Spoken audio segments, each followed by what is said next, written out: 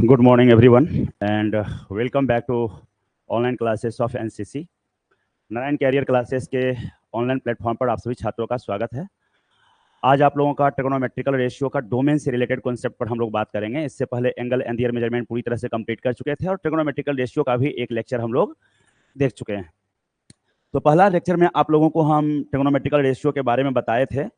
Sign theta, cos theta, tan theta, cot theta, sec theta, cosec theta का basic formula क्या होता है, और आज हम लोग उससे रिलेटेड एक महत्वपूर्ण कॉन्सेप्ट जो है डोमेन ऑफ ट्रिगोनोमेट्रिकल फंक्शन, ये हम लोग समझेंगे।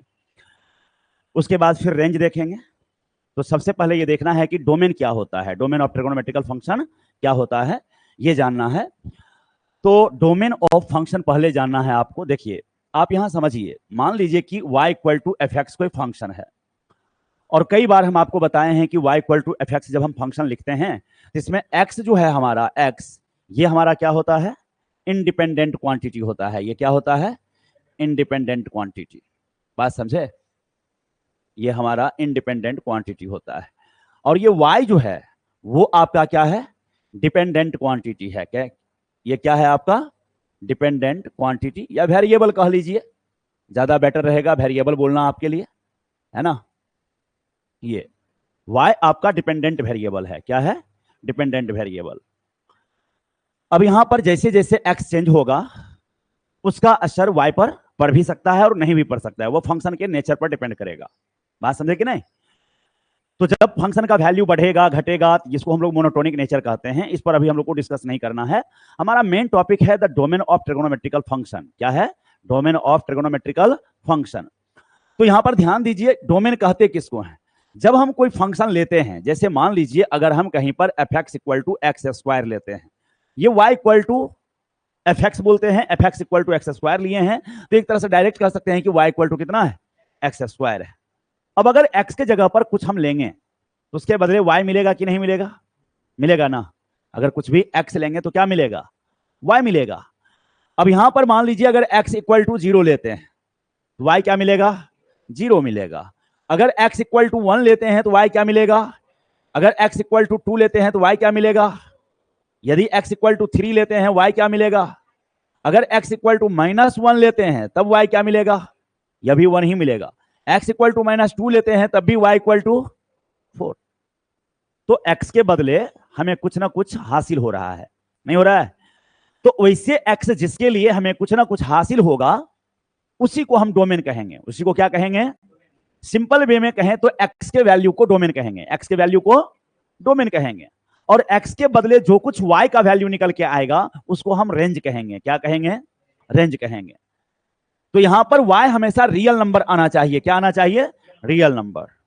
तो कोई भी फंक्शन में x के जगह जो कुछ पुट करने से y आपको रियल नंबर आएगा उसको आप डोमेन कहेंगे। क्या कहेंगे, डोमेन। x के वैसे वैल्यू जिसको अगर हम पुट करें तो y हमारा रियल नंबर आ जाए, y हमारा क्या आ जाए, रियल नंबर। बात समझ रहे हैं ना। तो उसको हम क्या कहेंगे, डोमेन कहेंगे। क्या कहेंगे, domain.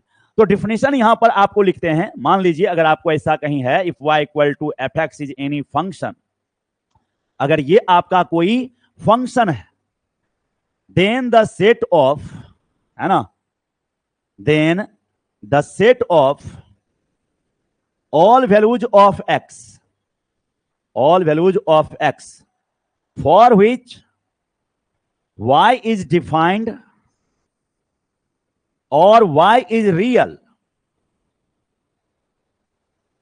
is called the domain of function, domain of function y equal to f x. बात समझे। जब हम कोई इस तरह का लेते हैं y equal to f x type का, जिसमें एक x के बदले एक ही y मिले, ऐसा नहीं कि अगर एक x पुट किए तो 2 y निकल गया, ऐसा नहीं होगा। सिंगल x के लिए सिंगल y मिलेगा, तब उसको हम फंक्शन कहेंगे। क्या कहेंगे, फंक्शन कहेंगे। बात समझे कि नहीं। और फंक्शन के दो मुख्य चीज होते हैं, एक डोमेन और दूसरा रेंज। डोमेन कहेंगे x के वैल्यू को, रेंज कहेंगे y के वैल्यू को। बात समझ रहे ना। जो कुछ इनपुट है हमारा, यहां पर पुट कौन हो रहा है, x, आउटपुट क्या है, y। तो जो कुछ हम पुट कर रहे हैं वो हमारा डोमेन है, और जो कुछ सॉल्व होके आउट आ रहा है, हमारा जो रिजल्ट आ रहा है, आउटकम आ रहा है, वो हमारा रेंज है। वो क्या है, रेंज है। कहीं कोई डाउट नहीं है। यहां भी डिफिनेशन आपको वही लिखे, if y equal to f x is any function then the set of all values of x for which y is defined और y is real is called the domain of the function f x. अब जैसे इस function में यहां पर गौर करो, कुछ भी तुम पुट करोगे, कोई भी वैल्यू पुट करोगे तो y कुछ ना कुछ निकलेगा, y कभी अनडिफाइंड नहीं होगा, y कभी अनडिफाइंड नहीं होगा। तो इसलिए इसका डोमेन ऑल रियल नंबर हो जाएगा, इसका डोमेन क्या हो जाएगा, ऑल रियल नंबर। बात समझे? लेकिन अगर मान लो हम ऐसे ले लेते हैं function f x equal to 1/x ले लेते, राइट। अब यहां पर x के जगह पर कुछ भी लेते हैं, मान लो 1 लेते हैं तो 1/1 1 ही आएगा, 2 लेंगे क्या आएगा 1/2, 3 लेंगे 1/, लेकिन अगर 0 ले लेंगे तब तो 1/0 अनडिफाइंड हो जाएगा, 1/0 क्या हो जाएगा। इसका मतलब है कि x के जगह पर 0 लेना अलाउ यहां नहीं है। आप सब कुछ लीजिए लेकिन क्या नहीं लीजिए, 0। तो इसका डोमेन जो कुछ ले सकते हैं वो हमारा डोमेन है, तो ऑल रियल नंबर ले सकते हैं लेकिन किसको छोड़ के, 0 छोड़ के, तो यही इसका डोमेन हो गया, इसका डोमेन। बात समझ में आ रहा है कि नहीं आ रहा है? The set of all values of x for which y is defined और y is real is called the domain of function y equal to f x. अभी आपको बताए हैं कि इस तरह के फॉर्म में है, अगर पोलिनोमियल फॉर्म में है, किस फॉर्म में है, तो ऐसी स्थिति में आपका डोमेन ऑल रियल नंबर हो जाएगा, क्या हो जाएगा। लेकिन जब भी आपको रेशनल फॉर्म में होगा, किस तरह के फॉर्म में होगा, रेशनल फॉर्म में, p/q के फॉर्म में, तो आपको ऐसे वैल्यू को डोमेन नहीं लेना है, डोमेन के अंदर जहां पर आपका डिनोमिनेटर 0 हो जाएगा, जहां पर आपका डिनोमिनेटर, जिस x के लिए आपका डिनोमिनेटर 0 हो जाएगा उसको डोमेन के अंदर नहीं लेंगे, डोमेन से आउटसाइड लेंगे। मान लीजिए अगर आपको कहीं पर इस तरह का फॉर्म है ना, इस तरह का एफ एक्स इक्वल टू आपको p x upon q x दे दिया, p x upon q x, ये आपका रेशनल फंक्शन एक तरह से है, क्या है, रेशनल फंक्शन, ठीक है। यहां पर आपको ध्यान रखना है कि पी एक्स और क्यू एक्स आपका पॉलिनोमियल है, p x and q x are polynomial, ये ध्यान रखिएगा, ये दोनों आपका पॉलिनोमियल है। And q x is not equal to 0, q x आपका 0 के बराबर नहीं होना चाहिए। जब भी इस तरह के फॉर्म में कोई भी आपको फंक्शन होगा तो उसका डोमेन निकालने का बहुत अच्छा तरीका है, आप ऑल रियल नंबर ले लीजिए लेकिन किसको छोड़कर, वो सब नहीं, वो वैल्यू जहां पर डिनोमिनेटर 0 हो जाए, वो वैल्यू जहां पर डिनोमिनेटर 0 हो जाए उसको हमें छांट देना है, रियल नंबर के फैमिली से बाहर निकाल देना है। रेशनल फंक्शन के डोमेन के लिए आपको यह तरीका अपनाना है, ऑल रियल नंबर में से उन सभी x को हटा देना है जहां पर आपका डिनोमिनेटर क्या हो जाएगा, 0 हो जाएगा। तो लिखेंगे the set of all x such that qx is equal to 0। अब जैसे एग्जांपल देखिए, मान लीजिए अगर हम आपको कहीं पर दिए एफ एक्स इक्वल टू, है ना, x प्लस 2, नीचे दे दिए हम x माइनस 3, ऐसा। आप गौर करिए तो क्या ये P x upon q x के फॉर्म में है कि नहीं है ना, रेशनल फॉर्म में है ये। और रेशनल फॉर्म में आपको समझाएं कि सारा रियल नंबर डोमेन होगा लेकिन उस x को छोड़ के जहां पर डिनोमिनेटर, तो x की जगह क्या रखेंगे कि ये डिनोमिनेटर 0 हो जाएगा, 3 रखने पर यह क्या हो जाएगा, 0 हो जाएगा।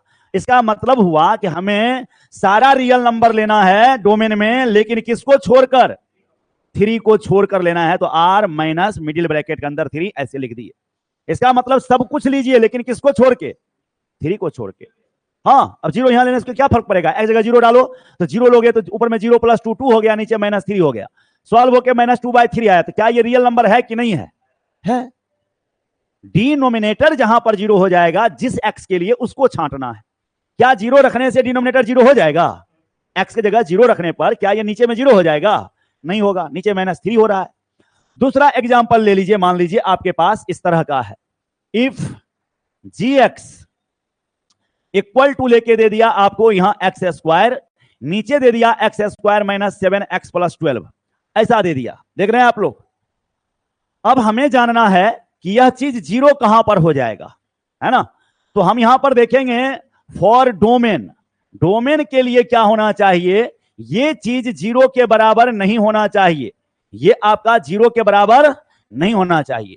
अगर इसको आप फैक्टराइज करेंगे तो ये क्या लिखाएगा, x-3 और x-4 is not equal to 0, ऐसे फैक्टराइज होगा कि नहीं है। तो यहां से x का मान क्या निकलेगा, कितना ही 3 होना चाहिए ना ही 4 होना चाहिए, क्योंकि अगर 3 रख देंगे कहां पर, डिनोमिनेटर में, तो यह 0 हो जाएगा। अगर 4 रख देंगे डिनोमिनेटर में तो यह भी 0 कर देगा इसको। तो जहां पर ये डिनोमिनेटर 0 हो जाएगा वहां पर हमें फंक्शन अनडिफाइंड हो जाएगा। फंक्शन क्या हो जाएगा? तो फंक्शन जिस जगह पर अनडिफाइंड हो जाएगा उसको डोमेन में नहीं लेंगे। एक्स के जिस वैल्यू के लिए फंक्शन अनडिफाइंड हो जाएगा उसको डोमेन में नहीं लेना है। तो कह रहा है कि सारा रियल नंबर लेंगे, सारा रियल नंबर लेंगे, लेकिन किसको छोड़कर? 3 और 4 को छोड़कर। क्या यहां तक आप लोगों को कोई दिक्कत? तो रेशनल फॉर्म में अगर कोई फंक्शन है तो उसका डोमेन कैसे निकालेंगे सीख गए आप लोग। क्या करना है? हमें वह एक्स निकालना है जहां पर डिनोमिनेटर 0 हो जाएगा और उसको ऑल रियल नंबर में से क्या कर देना है? घटा देना है। अब एक और एग्जांपल मानिए आपको हम देते हैं यहां पर। मान लीजिए कि अगर कहीं एफ एक्स इक्वल टू आपको लेके दे दिया 2x + 3 और नीचे दे दिया x² + 1, ऐसे दे दिया। दिखाई दे रहा है आप लोगों को? अब इसका डिनोमिनेटर क्या है? जवाब दीजिए। x² + 1। क्या ये 0 हो पाएगा कभी? सोच के देखिए एक बार। है? अगर आप -1 रखेंगे तो -1 का होल स्क्वायर 1 1 2 हो गया। क्या ये 0 कर पाएंगे आप? नहीं, क्योंकि इसका जो है मिनिमम वैल्यू 0 होगा। x² का मिनिमम वैल्यू क्या होगा? 0। x² या तो 0 से बड़ा या 0 के बराबर होता है। रियल नंबर अगर लेंगे x के जगह पर तो किसी भी रियल नंबर का स्क्वायर जो होता है या तो वह 0 के बराबर होगा या 0 से अधिक होगा।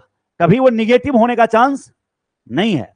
क्या किसी नंबर का स्क्वायर करने पर, किसी रियल नंबर का स्क्वायर करने पर निगेटिव आएगा? नहीं आएगा। प्योरली इमेजिनरी नंबर रहेगा तभी स्क्वायर करने पर निगेटिव आता है। जैसे 2 आयोटा का अगर हम स्क्वायर कर देंगे तो -4 आ जाएगा। नहीं, लेकिन कोई रियल नंबर का स्क्वायर करने पर निगेटिव कभी नहीं आएगा। ये कभी 0 हो पाएगा? बोलो, ये नीचे वाला डिनोमिनेटर कभी 0 हो पाएगा? कभी नहीं हो पाएगा। इसका मतलब हुआ कुछ भी हमें हटाने के लिए यहां है ही नहीं, कुछ नहीं घटाना है। इसका डोमेन जो है ऑल रियल नंबर रह जाएगा। ये क्या रह जाएगा? All real number. हम बार बार क्या लिखते हैं बताओ? रियल नंबर में से उसे घटाना है जहां डिनोमिनेटर 0 हो जाए। मेरी बात समझ में आ रही है हम क्या कह रहे हैं? जहां पर डिनोमिनेटर 0 होगा उसको घटाना है। अगर कोई ऐसा x मिला ही नहीं तो घटाने की कोई आवश्यकता, और तब ऐसी स्थिति में हमारा डोमेन क्या हो जाएगा? ऑल रियल नंबर हो जाएगा। क्या हो जाएगा? क्या यहां तक तो कोई दिक्कत आप लोगों को नहीं है? ऐसा आपको क्यों पढ़ाए? ऐसा इसलिए पढ़ाए कि साइन थीटा का फॉर्मूला p/h होता है, कॉस थीटा का फॉर्मूला b/h होता है, टेन थीटा p/b होता है। सब आप देख रहे हैं p/q के फॉर्म में है कि नहीं है। इसलिए आपको डायरेक्ट हम डोमेन निकालने के लिए रेशनल फंक्शन का यूज किए हैं। बात समझे कि नहीं? आगे हम उस पर डिस्कस कर रहे हैं। सबसे पहले थोड़ा सा हम लोगों को क्या समझना है ये देखिए। The sine of trigonometrical ratio for different angles, अलग अलग एंगल्स के लिए ट्रिगोनोमेट्रिकल रेशियो का साइन क्या होगा यह जानना है। ट्रिगोनोमेट्रिकल रेशियो का साइन का मतलब क्या हुआ कि ट्रिगोनोमेट्रिकल रेशियो कहां पॉजिटिव होगा, कहां नेगेटिव होगा, कहां 0 होगा, हमें यह जानना है। बात समझे कि नहीं? इसके लिए आप लोग यहां पर ध्यान दीजिएगा।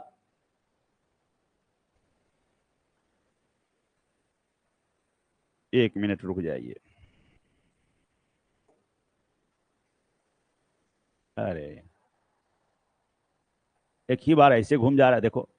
छोड़ो, इतने पे रहने दो, शिफ्ट कर देना है। चलो ओके, ध्यान दीजिए आप लोग। ऐसे लिए यहां ये आपका x एक्सिस है, ये आपका y एक्सिस है, यहां ओरिजिन है। ये आपका वेक्टोरियल रे है। ये क्या है? वेक्टोरियल रे। इसका काम होता है घूमना, मालूम है ना आप लोगों को? ये घूम घूम के एंगल बनाता है। सबसे पहले ये यहां पर रहता है, एक्स एक्सिस के पॉजिटिव पार्ट यहां पर रहता है। ये इसका इनिशियल पोजीशन है, प्रारंभिक स्थिति है। ये यहीं से घूमना स्टार्ट करेगा। बात समझे कि नहीं? तो ये जो है एंगल आपको यहां पर 0 डिग्री है। कितना डिग्री है? 0 डिग्री। जैसे ये ऊपर उठना चालू होगा तो एंगल बढ़ना स्टार्ट होगा, और जब ये इस पर पहुंच जाएगा तो एंगल कितना हो जाएगा? 90 डिग्री हो जाएगा। जिस समय ये यहां आ जाएगा, यहां एंगल क्या हो जाएगा? 180 डिग्री। यहां कितना हो जाएगा? 270 डिग्री हो जाएगा। और यहां कितना हो जाएगा? 360 डिग्री हो जाएगा। कहीं कोई कंफ्यूजन नहीं है। अब अगर मान लीजिए हम यहां से एक परपेंडिकुलर ड्रॉ कर दिए, ये हमारा थीटा है। आप जानते हैं कि एक्स एक्सिस से ऊपर के तरफ जो भी डिस्टेंस मेजर करते हैं उसको पॉजिटिव लेते हैं। क्या लेते हैं? पॉजिटिव। वाई एक्सिस के पॉजिटिव डायरेक्शन के पैरेलल में जाएंगे हम तो पॉजिटिव लेंगे, निगेटिव डायरेक्शन के पैरेलल में जाएंगे तो निगेटिव लेंगे। ठीक उसी तरह एक्स एक्सिस के पॉजिटिव की तरफ चलेंगे तो पॉजिटिव लेंगे, निगेटिव की तरफ चलेंगे तो निगेटिव लेंगे। क्लियर है? तो अब यहां पर ध्यान दीजिए, ये ऊपर की तरफ जा रहा है ना अभी परपेंडिकुलर, तो ये परपेंडिकुलर हमारा पॉजिटिव होगा। क्या होगा? अब बेस भी हमारा पॉजिटिव है क्योंकि वो एक्स एक्सिस के पॉजिटिव डायरेक्शन की तरफ है। कहीं कोई कंफ्यूजन है? और ये आपका हाइपोटेन्यूज का काम करेगा एच, लेकिन इसका नाम पढ़िए क्या है? वेक्टोरियल रे। वेक्टोरियल रे का मतलब हुआ कि यह एक वेक्टर की तरह ट्रीट करेगा। किसके तरह? वेक्टर की तरह। फिजिक्स में पढ़े होंगे कि वेक्टर का मैग्नीट्यूड जो होता है वो कभी निगेटिव नहीं होता है। बात समझे कि नहीं? वेक्टर का मैग्नीट्यूड या तो जीरो होगा या पॉजिटिव होगा, या जीरो होगा या, और जीरो होगा तो उसमें कोई लंबाई नहीं होगी, पॉइंट हो जाएगा इसे। लेकिन यहां तो लंबाई है, ये एच पॉजिटिव होगा। एच क्या होगा? एच कहीं भी जाएगा, second quadrant, third quadrant, fourth quadrant, hypotenuse magnitude of vector है, इसलिए इसको ऑलवेज पॉजिटिव कंसीडर करेंगे। क्या करेंगे? पॉजिटिव। एच ऑलवेज क्या लेंगे? पॉजिटिव लेंगे। तो ये एच आपका पॉजिटिव है। तो चलिए यहां पर ध्यान दीजिएगा आप लोग, इन द फर्स्ट क्वाड्रेंट पे ध्यान दीजिए। पहले क्वाड्रेंट में, पहले क्वाड्रेंट में आपका क्या है? परपेंडिकुलर भी पॉजिटिव है, बेस भी पॉजिटिव है, और एच भी क्या है? पॉजिटिव है। तीनों पॉजिटिव है आपका। इसका मतलब है कि पी बाय एच भी पॉजिटिव होगा, बी बाय एच भी पॉजिटिव होगा, किसी भी दो का रेशियो पॉजिटिव होगा। होगा कि नहीं? अगर हम पी बाय बी निकालेंगे क्या होगा? पॉजिटिव के निगेटिव? पॉजिटिव होगा। तो हर रेशियो यहां पर क्या है? पॉजिटिव है। तो हम कहेंगे all trigonometrical ratio are in, all trigonometrical ratio are positive, ratio are positive in the first quadrant. पहले क्वाड्रेंट में सारे के सारे ट्रिगोनोमेट्रिकल रेशियो क्या होंगे? पॉजिटिव होंगे। ध्यान रखिएगा इस बात को। पहला क्वाड्रेंट में सारा का सारा ट्रिगोनोमेट्रिकल रेशियो क्या होगा? पॉजिटिव होगा। साइन थीटा भी पॉजिटिव, कॉस थीटा भी पॉजिटिव, टेन थीटा भी पॉजिटिव, सारा का सारा पॉजिटिव। तो कोई अगर पूछता है कि साइन 55 डिग्री पॉजिटिव है कि निगेटिव, तो जवाब क्या देंगे? पॉजिटिव कहेंगे। क्या सूर्यांश, कहां ध्यान है? जवाब दोगे तब हुआ ध्यान देना। टीचर अगर क्वेश्चन कर रहा है ना, आप रिप्लाई देने में सक्षम हैं, तब इसको कहते हैं ध्यान देना। गाल पे से हाथ हटा ठीक से बैठना, मरा हुआ आदमी तरह क्यों बैठता है? रिप्लाई दो। जब भी क्वेश्चन पूछते हैं तो उसका रिप्लाई दीजिए आप, तब समझ, इसका मतलब पता चलेगा कि हाँ समझ में आ रहा है। बोका की तरह चुपचाप बैठा रहेगा, इसे कैसे काम चलेगा? हम केवल बोलने के लिए यहाँ थोड़े। जब हम अधूरा छोड़ते हैं तो आप रिप्लाई दीजिए उसका, यस सर ये जवाब होगा। अब यहाँ स्पष्ट सुना दिए हैं हम। क्या सुनाए हैं बताइए?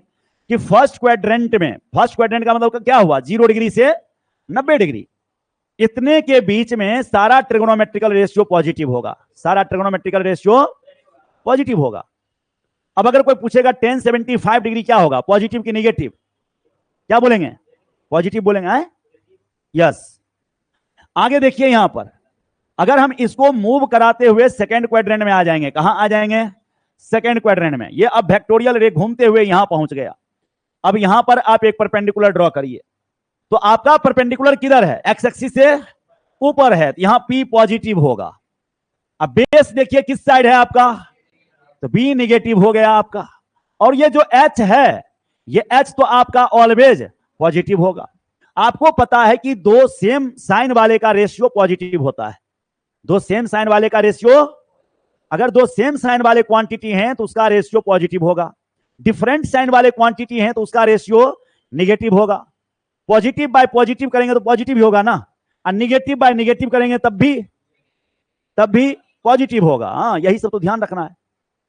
अब पॉजिटिव बाय निगेटिव करेंगे तब निगेटिव आएगा, निगेटिव बाय पॉजिटिव करेंगे निगेटिव आएगा। सो सेम साइन वाले क्वांटिटी का रेशियो क्या होगा? पॉजिटिव होगा। क्या होगा? हाँ ठीक से बोलो ना, कितना गलत बोलता है? कहां ध्यान? इसीलिए बोलते हैं कि ध्यान नहीं है। पढ़ने का मतलब होता है छोटी छोटी बातों को सही से जवाब देना।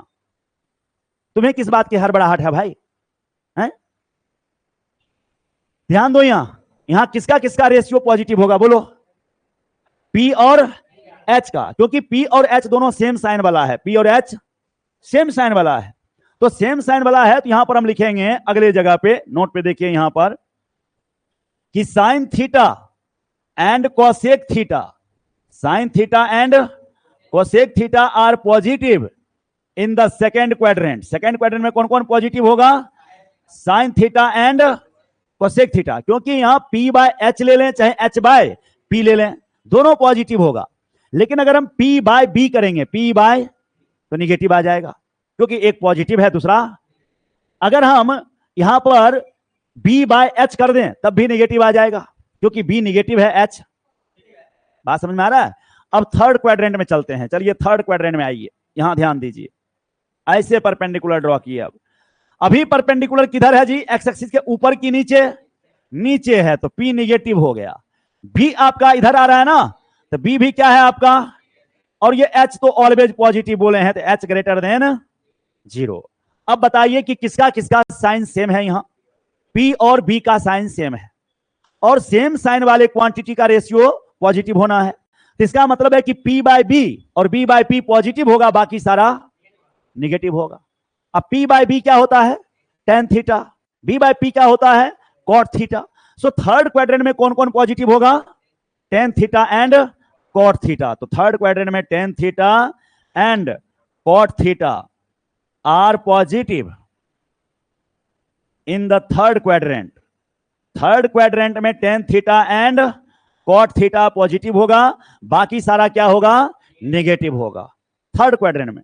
अब अगर कोई पूछेगा कि साइन 225 डिग्री, साइन 225 डिग्री क्या होगा, पॉजिटिव या नेगेटिव? आए सही से जवाब दो। साइन 225 डिग्री, 225 डिग्री कौन क्वाड्रेंट में होगा? नेगेटिव होगा। वेरी गुड, नेगेटिव होगा, क्योंकि 225 थर्ड क्वाड्रेंट में है। थर्ड क्वाड्रेंट में tan और cot पॉजिटिव होगा, बाकी सारा। सो कोई अगर हमसे पूछता है कि cos 240 डिग्री क्या होगा, cos 240 डिग्री क्या होगा, तो जवाब क्या बोलेंगे? पॉजिटिव की नेगेटिव? नेगेटिव बोलेंगे। और अगर कोई tan 250 डिग्री पूछता है तब पॉजिटिव होगा। cot 210 डिग्री पूछ देगा तब पॉजिटिव। सूर्यांश पहले बोला नेगेटिव, फिर बोला पॉजिटिव, समझे? 210 डिग्री दिखाई दे रहा है? कहां है 210 डिग्री? किधर होगा? थर्ड क्वाड्रेंट में होगा, 180 और 270 के बीच में कहीं होगा क्या? और इतनी छोटी बात तेजी से पकड़ में नहीं आता है, स्पीड से, कंप्यूटर की गति से बोल रहे हैं, सामने सामने पिक्चर दिखना चाहिए, समझा? चलो अब चौथा क्वाड्रेंट में आ जाओ। चौथा क्वाड्रेंट में आओ, देखो यहां से ऐसे मिलाएंगे और ये ऐसे। परपेंडिकुलर किधर है जी? नीचे की तरफ, तो पॉजिटिव की नेगेटिव? ये नेगेटिव हो गया। गुड। बेस क्या होगा? और H ये तो ऑलवेज पॉजिटिव। तो किसका किसका साइन सेम है बोलो? B और, मतलब B बाय H और H बाय B पॉजिटिव होगा, बाकी सारा। तो B बाय H का मतलब क्या हुआ? cos theta. B by H का मतलब क्या हुआ? cos theta. H by B का मतलब sec थीटा। तो cos theta and sec theta are, cos theta and sec theta are positive in the fourth quadrant, in the fourth quadrant। ध्यान रखना, कहीं किसी को कोई कंफ्यूजन? समझ में आया? पहला क्वाड्रेंट में कौन कौन पॉजिटिव हुआ जी? फर्स्ट में, फर्स्ट क्वाड्रेंट में कौन कौन? All trigonometrical ratio are positive in the first quadrant. पहले में सारा का सारा पॉजिटिव है, 0 से 90 के बीच में सारा ट्रिग्नोमेट्रिकल रेशियो क्या है? पॉजिटिव है। 90 से 180 के बीच में सेकेंड क्वाड्रेंट में sign theta and cosec theta positive है, बाकी सारा क्या है? नेगेटिव है। थर्ड क्वाड्रेंट में आपका tan theta and cot theta positive है, अब बाकी सारा नेगेटिव है। फोर्थ क्वाड्रेंट में cos theta and sec theta positive है, बाकी सारा नेगेटिव है। सो अगर कोई हमसे पूछता है कि sine 315 degree, sine 315 degree positive होगा कि नेगेटिव होगा? तुम जवाब क्या दिए? अभी सही से बोलना, इतना भाषण देने के बाद भी पॉजिटिव बोला। कितना डिग्री पूछे थे? कौन 315? Sign 315, right? यही क्वेश्चन ना पूछे थे? हैं? ये किसका घर है? फोर्थ क्वाड्रेंट, कॉस, और वो पॉजिटिव होगा, बाकी सब। और 270 और 360 के बीच में कहीं ना कहीं 315 है, एकदम बीचों बीच में है। यहां पर कॉस और सेक पॉजिटिव होगा इस हिस्से में, बाकी सारा निगेटिव होगा। तो साइन 315 डिग्री क्या है? पॉजिटिव की निगेटिव? निगेटिव है। इसीलिए शिवम कहते हैं, नाम इतना प्यारा शिवम, बाप रे। जानते हो भगवान शिव को आदि गुरु कहा जाता है और ध्यान का ज्ञान उन्हीं से दिया गया। बात समझे कि नहीं?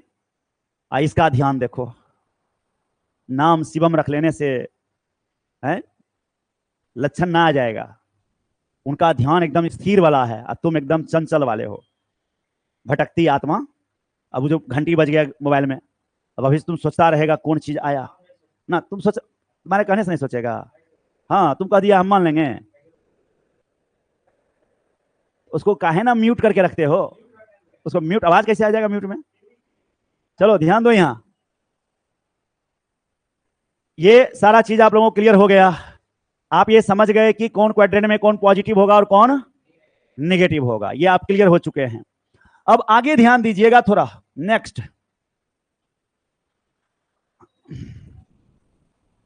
नेक्स्ट एक और पिक्चर ड्रॉ करते हैं, ध्यान दीजिए आप लोग।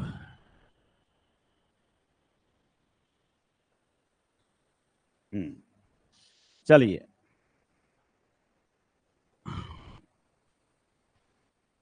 ये आपका रिवॉल्विंग रे है ना? ये आपका क्या है? रिवॉल्विंग रे। इसका काम है घूम घूम कर क्या बनाना? एंगल बनाना। क्या बनाना? एंगल बनाना। नहीं, ये सबसे पहले यहां रहा होगा 0 डिग्री पे। अब एक बात बताइए, जिस समय ये ऐसे यहां रहा होगा उस समय परपेंडिकुलर ये बना है ना? अभी यहां पहुंच गया तो परपेंडिकुलर ये हो गया। अगर और आगे आ जाए मान लीजिए और यहां से ड्रॉ कर दें, तो अब बताइएगा परपेंडिकुलर का साइज क्या हो रहा है? बढ़ रहा है। और थोड़ा बेस पर भी नजर डालिएगा, बेस पर भी। पहले बेस आपको यहां से यहां तक था ना? अब बेस आपका यहां से यहां रह गया। अगली बार आपको यहां लास्ट में रह गया ना, इतना ही छोटा बेस रह गया ना? तो क्या देख रहे हैं आप? जैसे जैसे हम 0 डिग्री से ऊपर बढ़ रहे हैं, 90 की तरफ जा रहे हैं, क्या मयंक? 0 डिग्री से 90 की तरफ जा रहे हैं, तो परपेंडिकुलर का लेंथ क्या हो रहा है? बढ़ रहा है कि घट रहा है? परपेंडिकुलर बढ़ रहा है और बेस छोटा हो रहा है। हाइपोटेन्यूज वो वैसे ही रह रहा है, वो तो रेडियस में है जी, ये एच। ये क्या है? वो कभी चेंज होगा? रेडियस कभी नहीं चेंज होगा, वो उतना ही रहेगा, एच पर कोई असर नहीं पड़ेगा। तो जैसे जैसे 90 की तरफ हम गए, परपेंडिकुलर का लेंथ बढ़ता गया, बेस का लेंथ छोटा होता गया, हाइपोटेन्यूज फिक्स रहा। हाइपोटेन्यूज अगर मान लो और करीब आ जाए, यहां पर आ जाए, तो बताओ परपेंडिकुलर और बड़ा हो जाएगा, बेस बहुत छोटा हो जाएगा। और जिस समय हम इसी पे आ जाएंगे तो परपेंडिकुलर और हाइपोटेन्यूज एक दूसरे पर ओवरलैप हो जाएगा। परपेंडिकुलर और हाइपोटेन्यूज एक दूसरे पर क्या हो जाएगा? मतलब P और H बराबर हो जाएगा, लेकिन बेस क्या हो जाएगा? 0। खत्म। 90 डिग्री पर परपेंडिकुलर और हाइपोटेन्यूज बराबर होगा, लेकिन बेस आपका क्या हो जाएगा?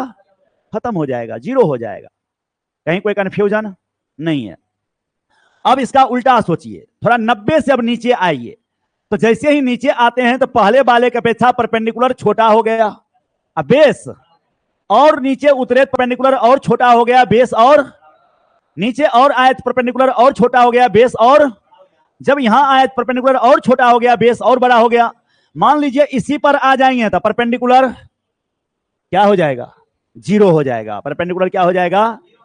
तो थीटा इक्वल टू 0 डिग्री पर परपेंडिकुलर आपका 0 हो गया। परपेंडिकुलर आपका क्या हो गया? 0। अब बेस और हाइपोटेन्यूज आपका सेम हो गया। तो यहां बस हम ये सब बात लिख रहे हैं, थोड़ा ध्यान दीजिए। At theta equal to 0 degree पे परपेंडिकुलर आपका 0 हो गया, लेकिन बी और एच आपस में बराबर हो गया, है ना? अब इसका फायदा देखिए, अगर हम उठाएं, जैसे अगर हम साइन 0 डिग्री कहें, क्या कहें? साइन 0 डिग्री, तो फॉर्मूला होता है P by H. P by H. तो P बाय एच अगर हम लेते हैं इस तरह से, तो P का मान क्या है? और H तो 0 होगा नहीं, तो चलिए 0 बाय एच आपका 0 हो गया। फिर अगली बार हम cos 0 डिग्री लिखते हैं। cos 0 डिग्री का फॉर्मूला B बाय एच। क्या लगाए? B by H. अब ध्यान दीजिएगा कि B और H आपस में बराबर है, तो अगर हम यहां B ही रहने दिए और H के जगह भी B ही लिख दिए, क्योंकि बराबर था, H के जगह B लिख सकते हैं कि नहीं लिख सकते हैं? अब ये कैंसिल होके क्या आया? तो कोई पूछेगा कि cos 0 डिग्री का वैल्यू 1 क्यों होता है? cos 0 डिग्री का वैल्यू 1 क्यों होता है?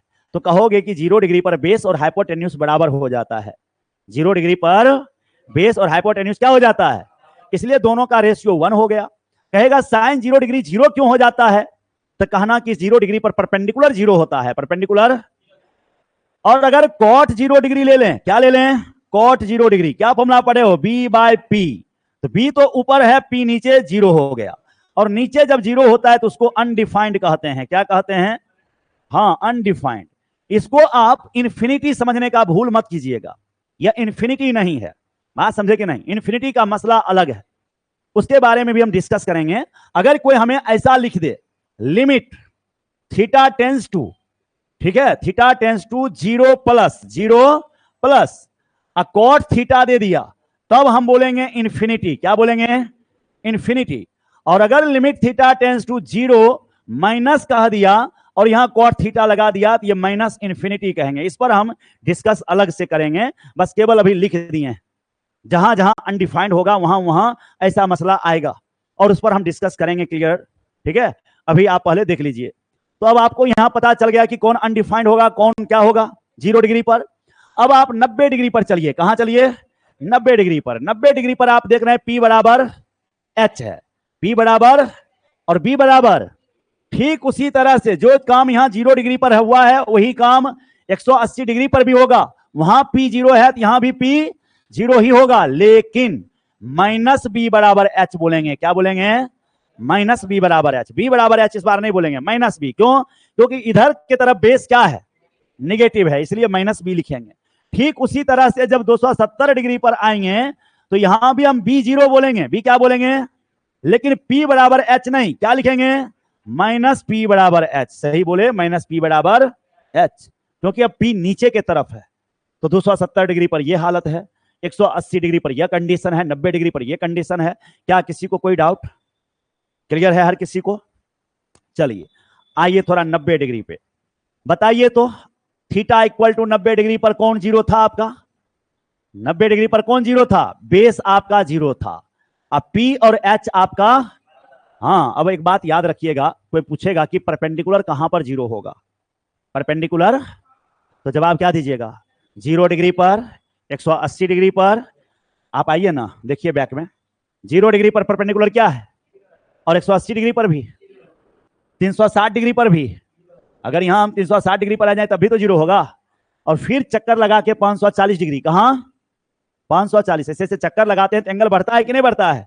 आपको याद होगा, हम पढ़ाए होंगे कि अगर आप यहां से घूम के यहां आए तो 180 हो गया, फिर यहां पहुंच गए तो 300, फिर यहां आ गए तो 500, फिर यहां चल गए तो 700, 720, हाँ घूमते रहिए और यहां आ जाइए 900 डिग्री, नहीं खत्म नहीं होगा कभी नहीं, घूमते रहिए, एंगल बनता रहेगा, चक्कर लगाते रहिए। सीखने को क्या मिला कि भाई ये 180 का टेबल है, चेक करिए किसका टेबल है, 180 दूनी 360 या 540 चौक 720 पचे 900, है हो रहा है कि नहीं। तो 180 के मल्टीपल पर, कहां पर, 180 के मल्टीपल पर परपेंडिकुलर 0 होगा। सीधा अगर हम बोले तो ऐसे कह सकते हैं, at theta equal to n pi पर परपेंडिकुलर 0 हो जाएगा। कहां कौन 0 हो जाएगा, एट थीटा इक्वल टू क्या लिखे हैं, एन पाई, एन पाई। हाँ बोलो, कुछ कहना है दिव्यांशु, क्या बोलो, कोई दिक्कत नहीं। At theta equal to n pi पर परपेंडिकुलर क्या हो गया, 0 हो गया। अगर हम बेस के बारे में पूछेंगे तो ये कहोगे 90 डिग्री, फिर कहोगे 270 डिग्री, फिर कहोगे 450 डिग्री, फिर कहोगे 630 डिग्री, फिर कहोगे 810 डिग्री, फिर यहां पर तुम ऐसे आओगे 990 डिग्री। अब तुम ध्यान दो, ये है 90, ये है 270, 90 गुने 3, फिर 90 गुने 5, 90 गुने 7, 90 गुने 9, 90 गुने 11, 90 में ऑड मल्टीप्लाई हो रहा है, क्या हो रहा है, ऑड। तो odd multiply at theta equal to 2n plus 1 अब पाई बाय 2, ये ऑड का जनरल फॉर्म हुआ 2n प्लस 1। यहां पे आपको बेस 0 होगा और P बराबर H होगा। यहां पर आपका P बराबर H और माइनस P बराबर H, यहां पर B बराबर H और माइनस B बराबर H, ऐसा कंडीशन होगा। ये odd multiple of pi by 2 हो गया, odd multiple of pi by 2। ये हो गया मल्टीपल ऑफ पाई, क्या हो गया, मल्टीपल ऑफ पाई, पाई का मल्टीपल 180 का टेबल। ये 90 का ऑड मल्टीपल, 90 का तो कोई पूछेगा बेस कहां पर 0 है, बेस कहां पर, तो तुम कहोगे at odd multiple of pi by 2, odd multiple of pi by, perpendicular कहां 0 है, at the multiple of pi, at the multiple of pi. बात समझ में आया? आज तुम लोगों को इतना ही छोड़ते हैं।